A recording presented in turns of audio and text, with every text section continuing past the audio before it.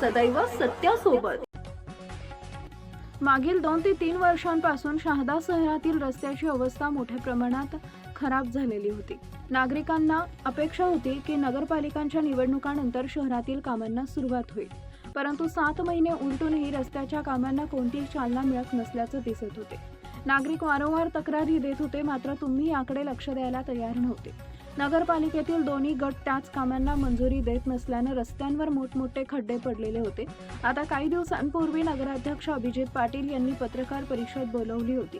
त्यांनी सांगितले की मी माझ्या परीने प्रयत्न करतो, त्याप्रमाणे आजपासून शहादा शहरातील रस्त्याच्या किरकोळ दुरुस्तीच्या कामांना सुरुवात झाल्याने नागरिकांनी सुटकेचा निश्वास सोडला।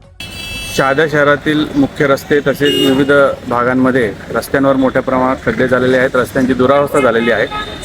या बाबतीमध्ये शहादा नगरपालिकेच्या माध्यमातून मोठ्या प्रमाणामध्ये रस्ते दुरुस्तीचे काम हाती घेण्यात आलेलं आहे। जिथं खूप मोठ्या प्रमाणामध्ये रस्ते खराब झालेले आहेत तिथं PCCने पॅचवर्क करण्याचं काम देखील सुरू आहे।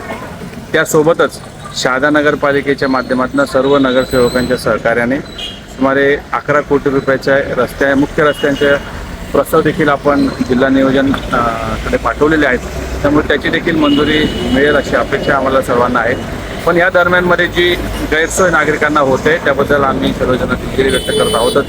त्यासोबत हे काम सुरू असताना जी गैरसोय लोकांना होणार आहे ती सुद्धा आपण थोडी सहन करावी, कारण की पॅचवर्क सिमेंट वर्क असल्यामुळे त्याला सेटल व्हायला वेळ लागतो। त्यामुळे या सगळ्या बाबतीमध्ये लोक सहकार्य करतील अशी अपेक्षा व्यक्त करतो। धन्यवाद। Subscribe now and press the bell icon. Never miss an update.